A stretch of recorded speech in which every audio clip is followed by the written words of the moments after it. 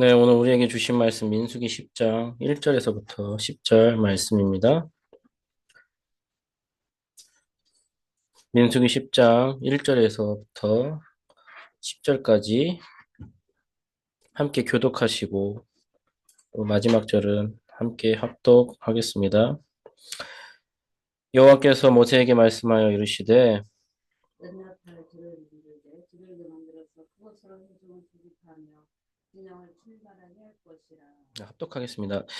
나팔 두 개 불 때에는 온 회중이 회막문 앞에 모여서 네개로 나올 것이요 하나만 불 때에는 이스라엘의 천부장된 지휘관들이 모여서 네개로 나올 것이며 너희가 그것을 크게 불 때에는 동쪽 진영을 행진할 것이며 두 번째로 크게 불 때에 남쪽 진영들이 행진할 것이라. 떠나려 할 때에는 나팔 소리를 크게 불 것이며 또 회중을 모을 때에도 나팔을 불 것이나 소리를 크게 내지 말며 그 나팔은 아론의 자손인 제사장들이 불지니 이는 너희 대대의 영원한 율례니라. 또 너희 땅에서 너희가 자기를 압박하는 대적을 치려 나갈 때에는 나팔을 크게 불지니 그리하면 너희 하나님 여호와가 너희를 기억하고 너희를 너희의 대적에게서 구원하시리라. 또 너희의 희락날과 너희가 정한 절기와 초하루에는 번제물을 드리고 화목제물을 드리며 나팔을 불라. 그로 말미암아 너희의 하나님이 너희를 기억하시리라. 나는 너희의 하나님 여호와니라. 아멘. 네, 오늘은 민수기 10장 말씀을 이제 설교할 텐데요. 또 지난 이제 민수기 9장을 간단히 또 설명하고 시작하겠습니다. 또 민수기 9장은 유월절을 지키는 규례와 함께 구름이 성막 위를 머무는 장면을 통해서 이스라엘 백성이 언제 출발하고 언제 멈춰야 하는지를 하나님의 인도하심에 따라 살았음을 보여줍니다. 낮에는 구름, 밤에는 불기둥으로 인도하신 하나님께서 이스라엘의 행진과 멈추는 것을 직접 주관하셨습니다. 그리고 오늘 우리가 나눌 이제 10장 말씀은 이제 그 하나님의 인도하심이 실제로 어떻게 전달되고 순종되어야 하는지를 보여줍니다. 또 오늘 말씀을 통해서 하나님께서 은나팔을 만들게 하셨고 그것이 이스라엘 백성들에게 어떤 의미를 지녔는지 살펴보도록 하겠습니다. 네, 1절과 2절을 다시 한번 합독해 보겠습니다. 여호와께서 모세에게 말씀하여 이르시되 은나팔 둘을 만들되 두들겨 만들어서 그것을 회중을 소집하여 진영을 출발하게 할 것이라. 아멘. 네, 1절과 2절을 보면 이제 하나님께서 모세에게 은나팔 두 개를 만들어서 그것으로 회중을 소집하고 진을 출발하라고 말씀하셨습니다. 이로써 은나팔은 이스라엘 백성에게 하나님의 뜻을 전달하는 명확한 수단이 되었습니다. 그 나팔 소리는 백성들의 삶을 이끄는 중요한 도구가 된 것입니다. 이스라엘 백성은 나팔 소리에 따라 장막을 걷고 길을 떠나야 했고 하던 일을 멈추고 모세와 아론 앞에 모여야 했습니다. 때로는 나팔 소리에 생명을 걸고 대적과 싸우기 위해 나아가야 했습니다. 이 나팔은 그저 들리는 소리가 아니라 이제 하나님께서 모세를 통해 주신 계시의 수단이었으며 백성은 그 소리를 들을 때마다 하나님의 명령에 따라 움직여야 했습니다. 이스라엘 삶을 이끄는 중심에서 하나님의 말씀이 있었고 이 말씀은 나팔 소리를 통해 구체적으로 전달되었습니다. 오늘날에도 이 원리는 동일합니다. 매주 강단에서 선포되는 하나님의 말씀이 바로 오늘의 말씀하는 나팔 소리입니다. 하나님께서 우리의 삶을 이끄시고 명하시는 방식이 오늘도 분명하고 우리는 그 말씀에 귀 기울이며 순종해야 합니다. 성도는 강단에서 선포되는 말씀이 그저 스쳐가는 소리로 여기지 말고 하나님께 주시는 명령으로 받아들여야 합니다. 말씀이 좌로 가라 하면 좌로 가고 우로 가라 하면 우로 가는 우리는 이 말씀에 순종하며 나아갈 때는 우리는 하나님의 은혜 안에서 평안과 복을 누릴 수 있게 됩니다. 그러나 오늘날 많은 성도는 강단에서 선포되는 말씀이 진지하게 받아들이지 않고 자신의 기분과 형편에 맞춰 반응합니다. 말씀을 들어도 행동에 옮기지 않는다면 하나님의 뜻에 사는 삶과 멀어지게 됩니다. 예수님께서는 이런 사람들을 향해 이렇게 말씀하십니다. 나의 이 말을 듣고 행하지 않은 자는 그 집 집을 모래 위에 지은 어리석은 사람 같으리니 비가 내리고 창수가 나고 바람이 불어 그 집에 부딪힘에 무너져 그 무너짐이 심하니라. 마태복음 7장 26절에서 27절 말씀입니다.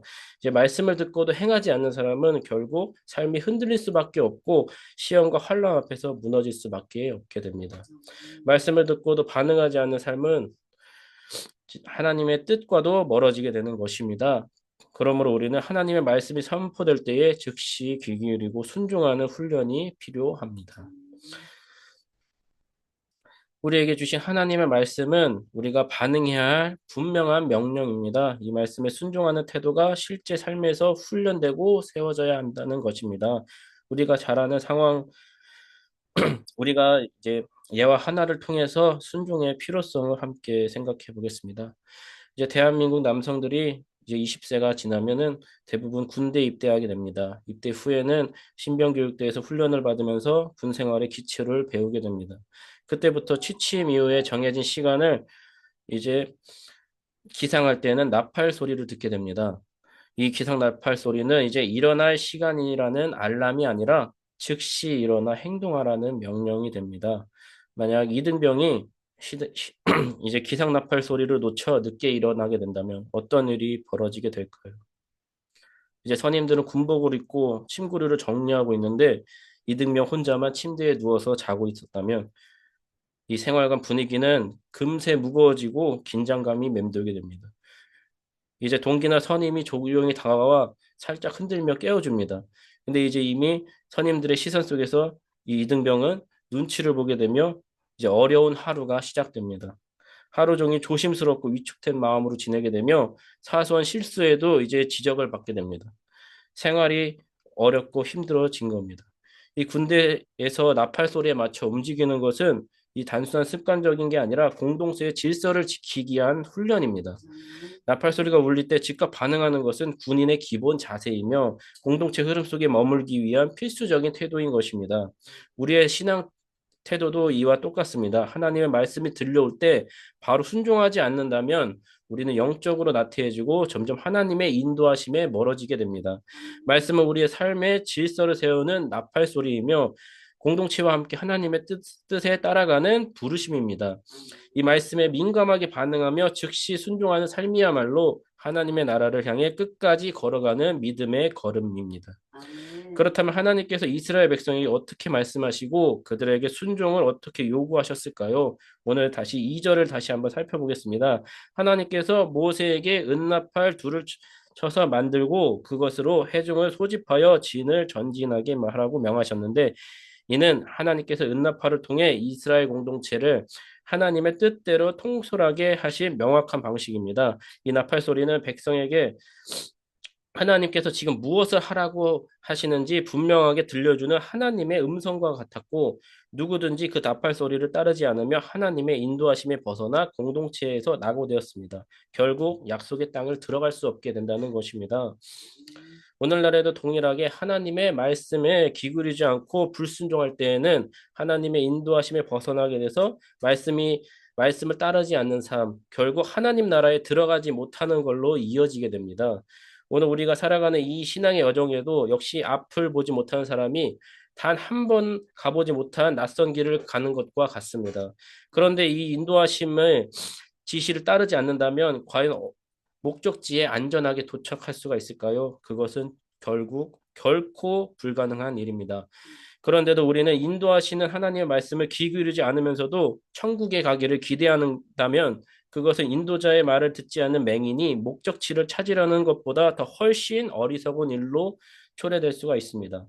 히브리서 3장 18절에서 또 말합니다. 또 하나님이 누구에게 맹세하사 그 안식에 들어오지 못하리라 하셨느냐 곧 순종하지 아니하는 자들에게가 아니냐 하신 것처럼 하나님 나라에는 말씀에는 순종하는 사람에게만 열려 있습니다. 그러므로 어떤 상황 속에서도 하나님의 말씀을 가볍게 여기거나 외면해서는 안 됩니다. 말씀을 거역하는 것은 하나님의 나라를 스스로 포기하는 것이고 멸망을 자초하는 길입니다. 하나님의 말씀의 삶을 유일한 기준으로 살고 철저히 순종하는 삶으로 살아갈 때에 하나님의 나라는 멀리 있는 막연한 희망이 아니라 반드시 임할 약속으로 다가오게 되실 것입니다.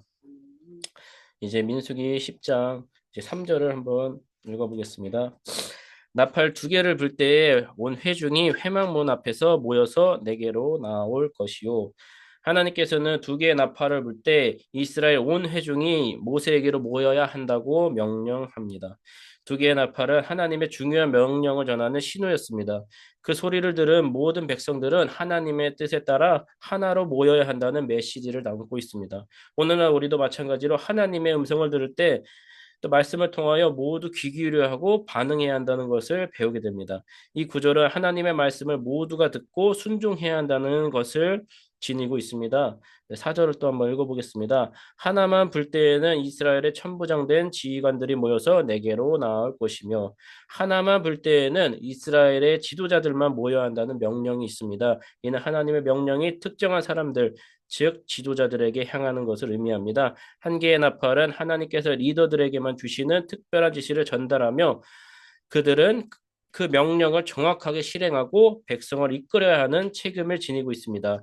교회에서도 지도자들이 하나님의 뜻을 정확히 분별하고 그것을 성도들에게 잘 전달해야 하는 역할을 해야 합니다. 이 구절은 우리에게 리더들이 하나님의 말씀을 바로 이해하고 실행하는 중요성을 또 가르쳐 줍니다.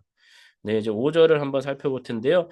너희가 그것을 크게 불 때에 동쪽 진영들이 행진할 것이며 첫째 나팔을 크게 불 때 동쪽 진영이 행진하게 됩니다. 이때 나팔 소리는 하나님의 뜻을 따라 움직이기 시작하는 신호입니다. 하나님께서 각 진영에서 이제 주어진 역할을 따라 하나님의 뜻에 실행해 옮기도록 하십니다. 동쪽 진영이 진군하는 것은 하나님께서 그 진영에게 첫 번째로 주신 명령을 실행하는 것입니다. 이 구절은 하나님의 뜻에 맞춰 우리가 어떻게 삶의 방향을 잡고 나아가는지를 보여줍니다. 우리가 하나님의 말씀을 들을 때 그 말씀에 맞춰 움직이고 순종하는 삶이 중요하다는 것을 보여주고 있습니다. 네, 이제 6절을 또 한번 읽어보겠습니다. 두 번째로 크게 불 때에는 남쪽 진영들이 행진할 것이라. 두 번째 나팔을 크게 불 때 남쪽 진영이 진군하게 된다는 명령이 있습니다. 두 번째 나팔 소리는 하나님의 뜻에 따라 두 번째 반응을 의미합니다. 하나님은 각 진영에 따라 순서대로 진군할 때 각자의 역할에 맞은 반응을 요구하십니다. 이 구절은 우리가 하나님의 뜻에 맞춰 순서대로 반응하고 질서 있게 나아가야 한다는 것을 보여줍니다. 이건 하나님의 질서를 보여주시는데요. 하나님은 우리 각자에게 맡겨진 역할을 주시며 우리는 그 길을 믿음으로 따라가야 한다는 것을 이 구절을 통해 배울 수가 있게 됩니다. 7절을 또 한번 읽어보겠습니다. 떠나려 할 때에는 나팔 소리를 크게 불 것이며 마지막으로 떠나려 할 때 나팔 소리를 크게 불어야 한다는 명령도 있습니다. 나팔 소리가 크게 울릴 때 하나님의 뜻에 따라 진군을 시작하는 순간을 알리는 신호입니다. 이 구절은 하나님의 명령에 즉시 반응하는 것이 중요하다는 것을 재차 강조합니다. 우리가 하나님의 뜻을 알고 그 뜻에 맞춰 즉시 행동하는 것은 중요합니다. 하나님은 우리가 하나님의 뜻에 맞춰 나아갈 때에 질서 있게 그리고 확신을 가지고 나아가야 한다는 것을 보여주고 계십니다. 네, 8절을 한번 읽어보겠습니다. 그 나팔은 아론의 자손인 제사장들이 불지니 이는 너희 대대의 영원한 율례니라. 민수기 10장 8절을 보면 그 나팔은 아론의 자손인 제사장들이 불지니 이는 너희 대대의 영원한 율례니라라고 기록되어 있습니다. 하나님께서 이스라엘 백성 가운데 아무나 나팔을 불 수 있도록 명하지 않으셨습니다. 오직 아론의 자손 곧 하나님을 가까이에서 섬길 수 있는 특별하고 구별된 제사장만이 나팔을 불 수가 있습니다. 이는 나팔 소리를 내는 도구에 그치지 않고 하나님의 뜻을 백성에게 전달하는 거룩한 수단이라는 사실을 보여주게 됩니다. 하나님은 아무나 그 뜻을 전하도록 하지 않으셨고 반드시 하나님 앞에 구별된 데가 그 역할을 감당해야만 했습니다. 그러므로 제사장에 있어서 이 나팔을 부는 일은 단순한 신호가 아니라 하나님의 말씀을 정확하게 전달해야 하는 엄중한 사명이 있던 것입니다. 만약 이 제사장이 이 역할을 소홀히 하거나 잘못 수행하게 된다면 이 이스라엘 백성들은 하나님의 뜻을 오해하거나 혼란에 빠지게 되고 결국 공동체 전체가 잘못된 방향으로 나아갈 수밖에 없습니다. 제사장은 이 단지 제의를 인도하는 사람뿐만 아니라 하나님의 뜻과 명령을 백성에게 분명하게 전달하는 중보자이며 책임자였습니다. 이 말씀은 오늘날 우리에게 깊은 울림을 줍니다. 하나님께서 맡기신 사명을 감당하는 사람은 그 역할의 무게를 가볍게 여기서는 안 되며 하나님의 말씀을 왜곡 없이 전달하고 하나님 앞에서 바르게 살려고 하는 마음과 태도를 감당하고 있어야 합니다. 아멘. 제사장에게 맡겨진 나팔처럼 하나님께서 우리 각자 맡기신 사명 또한 거룩하게 구별한 책임이며 결코 가볍거나 사적인 일이 아니라는 것을 잊지 말아야 합니다. 하나님께서 제사장에게 나팔을 불게 하신 것처럼 역할을 나누신 것이 아니라 그 사명이 얼마나 거룩하고 무거운 책임인지를 분명하게 하신 것입니다. 하나님의 뜻을 전하는 자는 반드시 그 뜻에 먼저 겸손하게 서야 하며 하나님의 말씀을 신중히 전해야 합니다. 오늘의 말씀은 우리에게도 동일하게 또 도전을 줍니다. 오늘날 성도들은 베드로전서 2장 9절 말씀처럼 왕 같은 제사장으로 부르심을 받았습니다. 하나님께서 우리를 각 사람에게 맡기신 사명은 모두 말씀을 듣고 순종함으로 발행해야 하는 거룩한 부르심입니다. 그리고 이러한 삶의 태도를 실제로 살아낸 인물이 한 명 있었는데 우리는 이 인물이 어떻게 살아가야 했는지 한번 살펴보도록 하겠습니다. 이 같은 중요성을 잘 보여주는 인물이 바로 18세기 영국에서 부흥운동을 일으켰던 존 웨슬리입니다. 웨슬리는 감리회 운동을 통해 영국 사회에 복음을 전하고 가난한 이들에게 소외된 이웃을 돌보는 일에 헌신했습니다. 그의 영향력은 영국을 넘어서 미국에까지 이르렀고 웨슬리가 죽고 나서도 그의 신앙과 신학을 따르는 자들이 계속 증가되면서 미국에서는 하나의 독립된 교단인 감리교가 조직되고 확산되었습니다. 웨슬리는 교회 안에서뿐만 아니라 세상에서도 복음의 빛을 비추는 삶을 살았고 하나님의 나라를 삶의 전체로 증언했던 사람입니다. 웨슬리의 삶을 통해서 우리는 하나님의 뜻의 사명이 얼마나 중요한지를 다시금 깨닫게 됩니다. 그는 단지 복음을 전하는 설교자로 머물지 않고 하나님의 뜻을 삶 속에서도 실천하려 했던 인물입니다. 웨슬리의 사상은 구원의 확신과 성화 그리고 사회적 약자에 대한 관심을 중심으로 구성되어 있으며 영적 삶과 사회적 책임을 분리지 않은 통합적인 신앙을 실천했습니다. 그에게 있어서 하나님의 뜻은 말씀을 전파하는 것에만 그치지 않고 말씀을 통해 이 땅에 고통받는 이들에게 어떻게 연결해야 하는지 고민하고 실천하는 삶을 살았습니다. 그런 의미에서 웨슬리의 신앙은 철저한 삶을 통해 드러나는 순종의 신앙이었으며 그의 사역 속에서는 돈의 가치, 또 재정의 사용처에 대해서도 동일하게 나타냈습니다. 웨슬리는 사역 초기에는 그의 연수입은 한 30파운드 정도 되었습니다. 지금으로 따지면 1년에 한 600만 원에서 800만 원 정도 벌었던 걸로 나오는데요. 그는 그중에 2파운드를 가난한 이들에게 위해 사용하고 나머지 28파운드를 자기 생활비로 감당했습니다. 그 후에 웨슬리는 영국 전역을 돌면서 부흥을 일으켰고 그의 설교를 듣기 위해 수많은 사람들이 몰려들었습니다. 그의 영향력과 명성이 커지면서 그의 수입도 함께 증가했습니다. 60파운드를 벌게 될 때도 있었고 90파운드, 120파운드로 점차 늘어났고 점차 1,400파운드까지 넘어서게 됐습니다. 이 1,400파운드는 오늘날 가치로 하면 한 3억 원에 되는 금액입니다. 그러나 웨슬리는 아무리 수입이 많아져도 생활의 기준을 바꾸지 않았습니다. 처음 정했던 28파운드만 갖고 생활하였으며 나머지 모두를 가난한 이들에게 기꺼이 나누었습니다. 수입이 많아질수록 자신에게 쓰는 비율이 줄었으며 나눔은 더 커졌습니다. 그에게 있어서 돈은 자신을 위한 축적이 아니라 하나님께 드리는 순종의 도구였던 것입니다. 웨슬리는 이렇게 말합니다. 나는 주머니가 회개하지 않는 사람의 회개를 믿을 수가 없다. 돈을 사용하는 방식이 회개의 진정성을 드러낸다고 믿었던 그는 자신이 가진 수익을 결코 자신을 위해 쌓아두지 않았습니다. 웨슬리는 실제로 88세의 나이에 세상을 떠날 때까지 항상 주머니에 동전을 넣고 다니면서 노숙자나 가난한 이들을 만나면 망설임 없이 동전을 건넸고 때로는 자신의 겉옷까지 벗어주면서 사랑을 실천했습니다. 그는 생전 단 한 번 100파운드 이상을 손에 쥐고 살아본 적이 없었다고 기록되어 있습니다.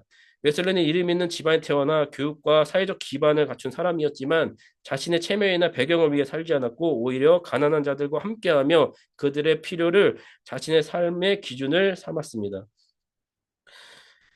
웨슬리는 평생 28파운드만 갖고 생활했던 것입니다. 이 금액이 독신 남성이 1년 동안 살아갈 수 있는 보통의 생활비였습니다.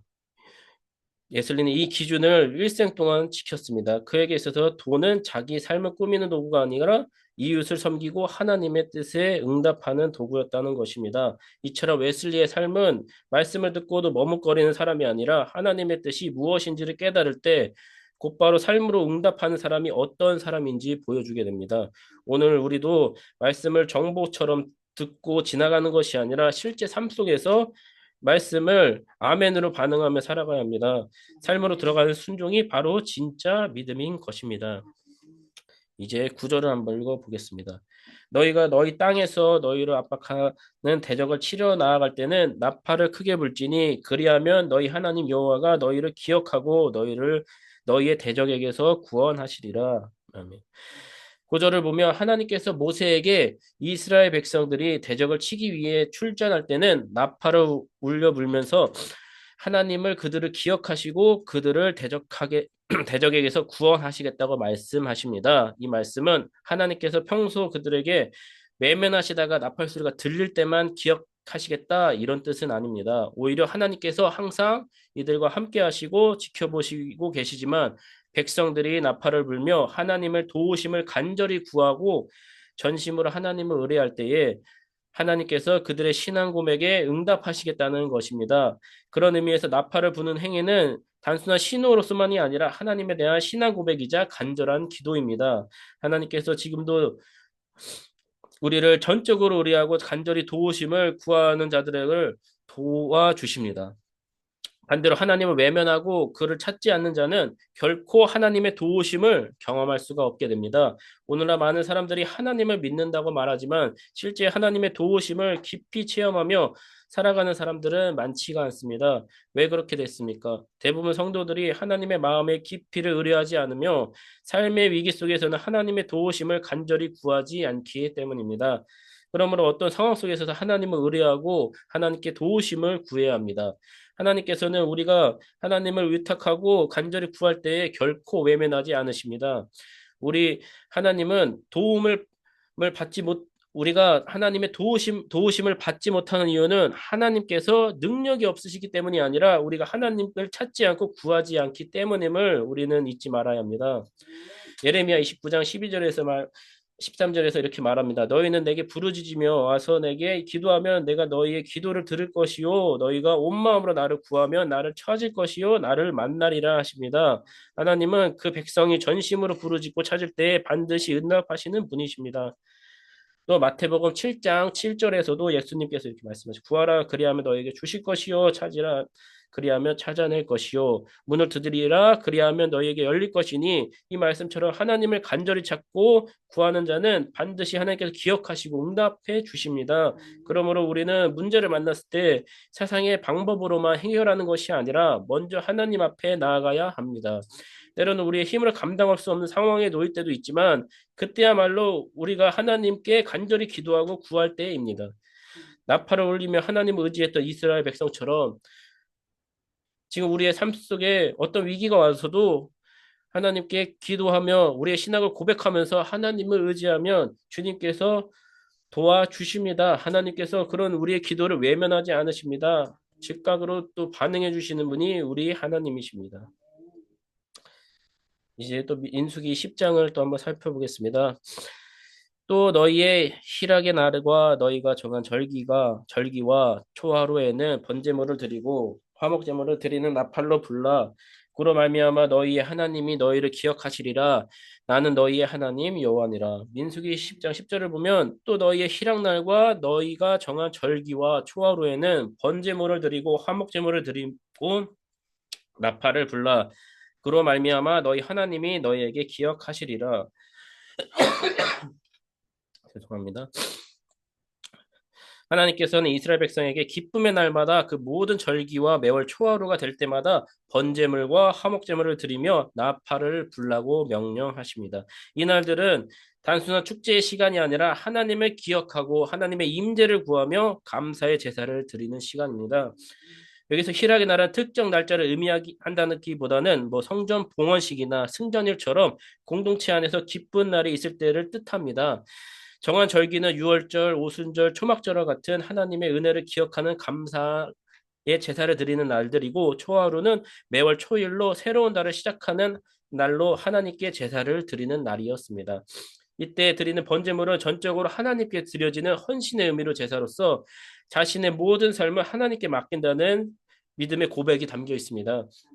화목제물은 하나님과 화평을 누리며 감사의 교제를 나눈다는 의미가 있었고요. 이처럼 하나님께 드리는 제사와 나팔 소리가 함께 어울려졌을 때는 이것은 단순한 절기와 형식적인 것이 아니라 하나님께 온전한 예배와 온전한 헌신이 드려지는 시간이 된 것입니다. 하나님께서 이런 백성들의 나팔 소리를 들으시고 그들을 기억하겠다고 약속하십니다. 이는 하나님께서 평소에는 이는 하나님께서는 백성의 기쁨 중에도 하나님을 기억하고 하나님을 우리가 찾을 때에 하나님께서 더욱 친밀히 함께 하시고 우리가 하나님의 임재 안에 동행하겠다는 뜻을 뜻합니다. 기쁨의 때에 하나님을 기억하지 않으면 우리는 그 기쁨이 오래가지 못합니다. 금세 사라지는 순간처럼 끝나게 됩니다. 그래서 우리는 기쁨의 순간마다 하나님을 기억하고 그분의 임재를 구하며 살아야 합니다. 하나님께서 명하신 절기와 제사는 예배의 형식만 지키는 날이 아니라 우리의 삶 속에서 하나님의 중심을 모시는 신앙 고백이 되어야 한다는 것입니다. 하나님은 우리가 고통 가운데 있을 뿐만 아니라 기뻐하실 때에도 하나님을 찾고 그분께 감사하기를 원하십니다.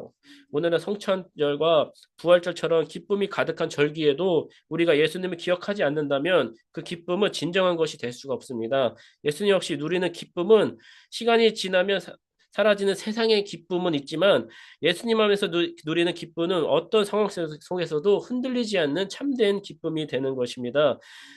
이제 곧 다가올 종료주일과 또 부활절을 앞두고 있습니다. 우리의 삶의 기쁨과 절기 가운데서 하나님을 기억하며 예수님의 대속과 사랑을 다시금 새기면서 또 그 은혜에 응답하는 삶을 살아가야 할 때가 이제 때입니다. 저와 여러분은 모두가 하나님께 거룩하고 구별된 제사장으로서 세상을 향해 나팔을 부는 사람으로서 살아가는 저와 여러분이 되시기를 이 시간 축복합니다. 기도하겠습니다. 하나님, 또 오늘 말씀을처럼 저희가 하나님의 뜻에 따라 머뭇거리지 않고 즉각 순종하는 삶을 살 수 있게 주님 인도하여 주시옵소서. 어떤 상황이든 어디 있든지 하나님의 임재를 구하며 살아가게 하여 주시옵소서. 예수님 안에 있는 참된 기쁨을 드리며 말씀에 귀 기울이고 삶으로 반응하는 우리 조이풀 교회가 될 수 있게 인도하여 주시옵소서. 예수님의 이름으로 기도드립니다. 아멘.